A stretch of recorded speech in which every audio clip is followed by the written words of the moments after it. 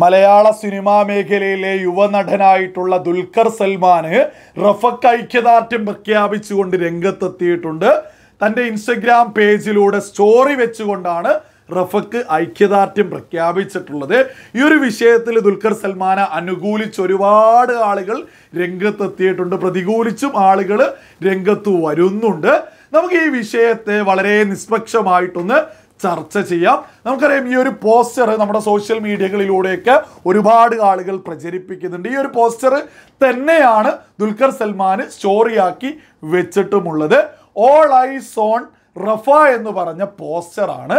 ഈ ഒരു പോസ്റ്റർ ഉയർത്തുന്ന ആളുകളൊക്കെ തന്നെ പറയുന്നത് ഇത് മനുഷ്യത്വത്തിന് വേണ്ടിയിട്ടുള്ള പോസ്റ്ററാണ്, അതിനുള്ള ഐക്യദാർഢ്യമാണ് എന്നാണ് അവരൊക്കെ തന്നെ ഉയർത്തിപ്പിടിക്കുന്നത്.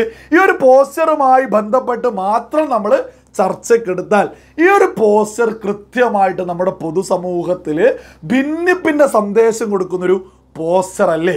ഈ മനുഷ്യത്വത്തിന് വേണ്ടിയിട്ടാണെന്നാണ് ദുൽഖർ ഉൾപ്പെടെയുള്ള ആളുകളൊക്കെ തന്നെ പറയുന്നത്. അങ്ങനെയാണെങ്കിൽ ആദ്യമേ തന്നെ പറയാം, നമ്മുടെ രാജ്യവുമായിട്ട് ഈ ഒരു പോസ്റ്ററിന് ഈ ഒരു വിഷയത്തിനൊന്നും തന്നെ യാതൊരു ബന്ധവുമില്ല. ഇതൊരു അന്താരാഷ്ട്ര തലത്തിലുള്ളൊരു വിഷയമാണ്. അങ്ങനെ അന്താരാഷ്ട്ര തലത്തിലുള്ള മനുഷ്യത്വത്തിന് വേണ്ടിയിട്ടാണ് ഇവരൊക്കെ ഇടപെട്ടിട്ടുള്ളത്. അങ്ങനെയാണെങ്കിൽ അന്താരാഷ്ട്ര തലത്തിലുള്ള ഒരുപാട് വിഷയങ്ങളില്ലേ?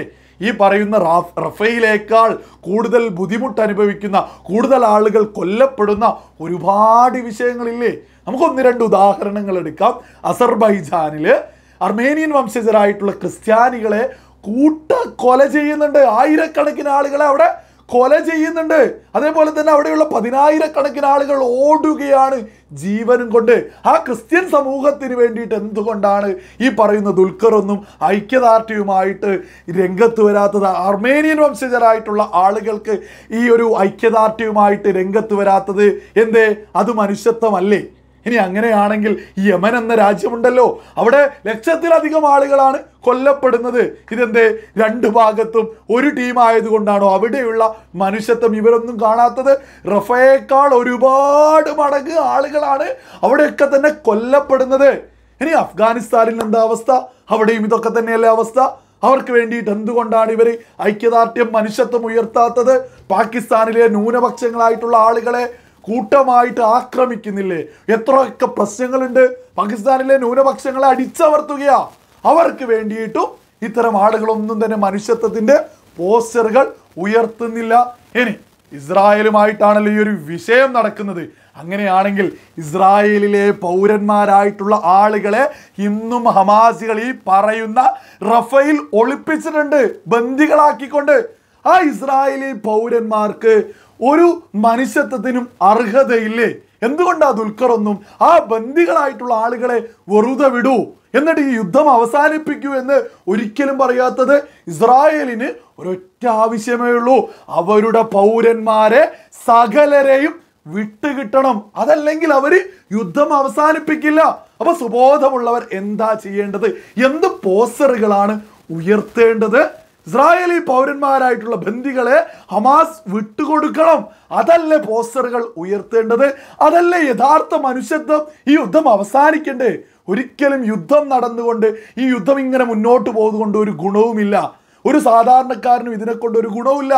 സാധാരണക്കാരൻ ആക്രമിക്കപ്പെടുന്നത് അത് റഫയിലാണെങ്കിലും ഇസ്രായേലിലാണെങ്കിലും ലോകത്തെവിടെയാണെങ്കിലും സുബോധമുള്ള നമ്മൾ ആർക്കും തന്നെ അംഗീകരിക്കാൻ സാധിക്കില്ല.